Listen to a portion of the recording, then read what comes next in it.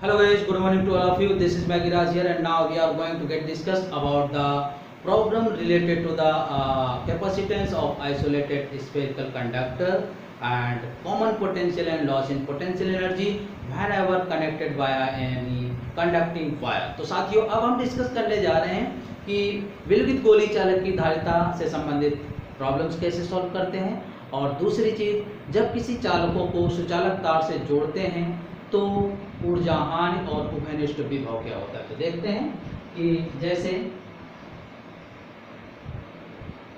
ये कोई spherical conductor है, गोली चालक, इसकी त्रिज्या 9 सेंटीमीटर है। A spherical isolated spherical conductor whose radius is 9 centimetre, then calculate its capacitance. कोई विलगित गोली चालक की त्रिज्या 9 सेंटीमीटर है तो इसकी धारिता क्या होगी। तो देखिएगा C = 4 pi epsilon naught into R, जहाँ ये 4 पाई एप्सिलॉन नॉट की वैल्यू होती है 1/9 इंटू 10⁹ 1/4 पाई एप्सिलॉन नॉट की वैल्यू से सॉल्व कर देंगे, और आर की वैल्यू है 9 सेंटीमीटर, तो ये मीटर हो जाएगी। तो इस पर पुट कर देंगे तो C = 1/9 इंटू 10⁹ इंटू आर की वैल्यू 9 इंटू 10⁻9, तो आ जाएगा 10⁻11 फैराड। इस तरीके से हम इसकी कैपेसिटेंस सॉल्व कर लेते हैं। चलिए इसी से रिलेटेड हम दूसरा क्वेश्चन सॉल्व कर रहे हैं कि दो चालक हैं जिनकी त्रिज्याएं R1 और R2 ऐसे।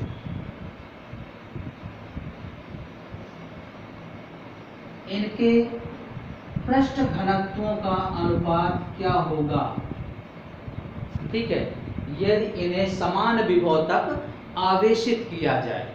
दो गोली चालक जिनकी त्रिज्याएं R1 और R2 हैं, यदि इन्हें समान विभव तक आवेशित किया जाए तो इनके पृष्ठ घनत्वों का अनुपात क्या होगा। What will be the ratio of the surface charge densities of two isolated spherical conductors of radii R1 and R2 whenever they charge up to the same potential। तो साथियों देखते हैं कि सिग्मा 1 और सिग्मा 2 का रेशियो, क्योंकि sigma equal to होता है Q/A, तो ये हो जाएगा Q1/A1 और ये हो जाएगा Q2/A2, तो ये बन जाएगा Q1/Q2 एंड A2/A1।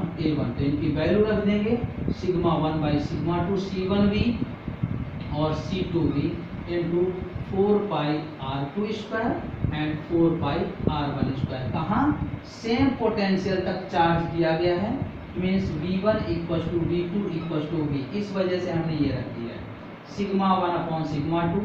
C1 की value 4 pi epsilon not R1 हो जाएगी और ये 4 पाई एप्सिलॉन नॉट R2 हो जाएगा। ये R2² है और ये R1² है, तो देखिए कि ये आ जाएगा R2/R1 सिग्मा 1/σ2। अगर सिंपली देखें तो ये तो ऐसे लिखा है कि सिग्मा R² के व्युत्क्रमानुपाती है, लेकिन जब इनको समान विभव तक आवेशित करेंगे, यही इस बात का मेन पंच है कि समान विभव तक आवेशित करेंगे तो सिग्मा और R में ऐसा संबंध होगा। ठीक है ना, तो ध्यान दीजिएगा कि अगर कोई क्वेश्चन में ऐसा बोला जाए कि विलगित गोली चालकों को समान विभव तक आवेशित करते हैं तो सिग्मा 1 सिग्मा 2 R2/R1 ऐसा रिलेशन होगा इनवर्सली प्रोपोर्शनल R का।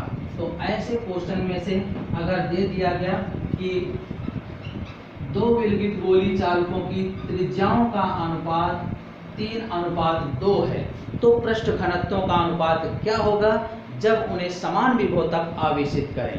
What will be the ratio of surface charge densities of two spherical conductor whose ratio of the radii is 3:2 whenever they charge up to same potential। तो sigma 1/σ2 ratio R2/R1, देखिए यहाँ R1/R2 given है 3/2, तो R2/R1 हो जाएगा 2/3, यहाँ पर put कर देंगे तो सिग्मा 1/σ2 का भी रेशियो आ जाएगा। तो इस तरीके से इससे रिलेटेड प्रॉब्लम सॉल्व करेंगे। आइए अब देखते हैं common potential and loss in potential energy. उभयनिष्ठ विभव व ऊर्जा हानि।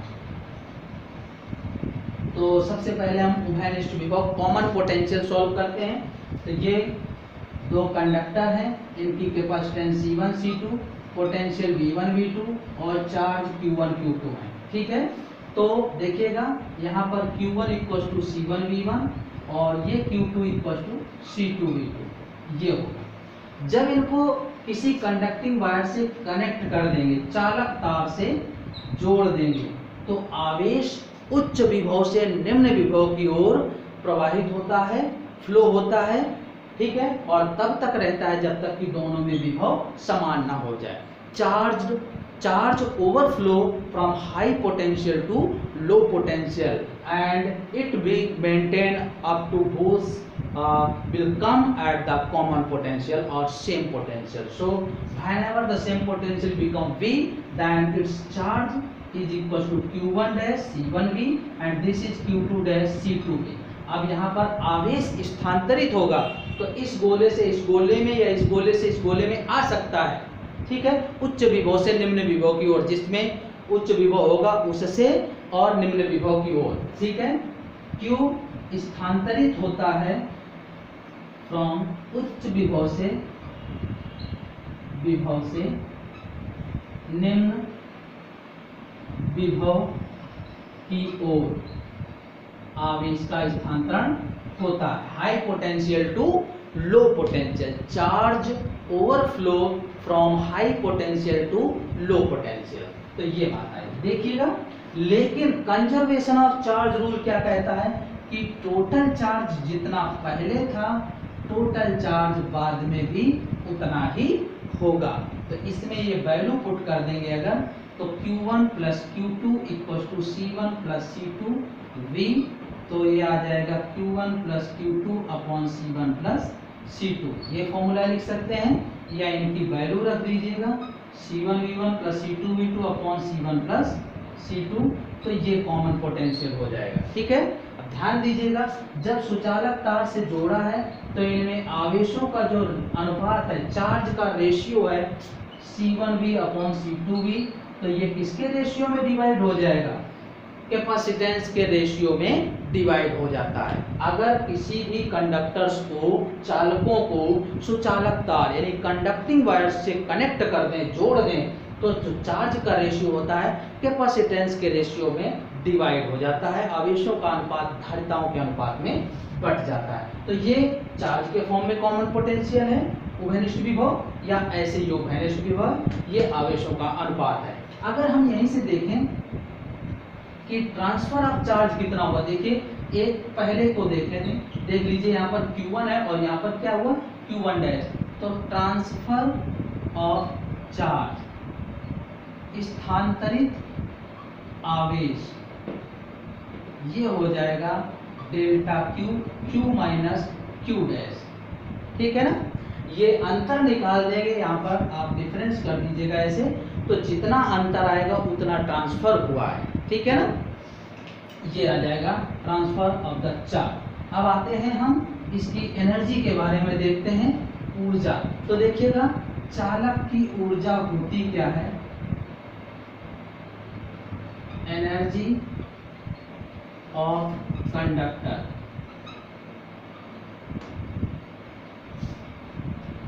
ये होता है U = QV/2 या ½ CV² या 1/2 Q²/C। ये 3 फॉर्मूले होते हैं एनर्जी के।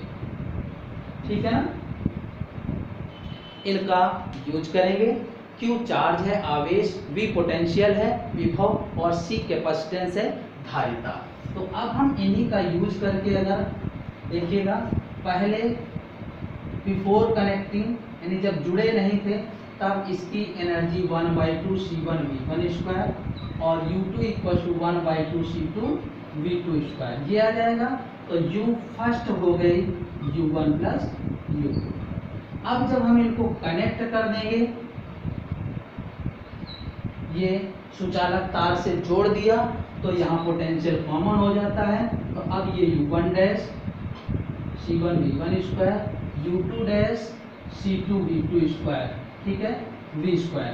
तो u सेकेंड कितना हो जाएगा, u1 dash plus u2 dash. अब देखिएगा जब इनको कनेक्ट किया है कंडक्टिंग वायर से तो कुछ एनर्जी इस वायर में भी गई होगी, उतनी ही लॉस होगी।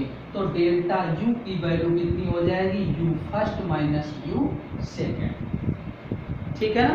और ये वैल्यू रख देंगे तो इसकी वैल्यू सॉल्व होके 1/2 c1 c2 upon c1 plus c2 v1 difference v2 whole square इतना आ जाएगा डेल्टा u, और इसे ही बोलते हैं लॉस इन एनर्जी, यानी ऊर्जा हानि।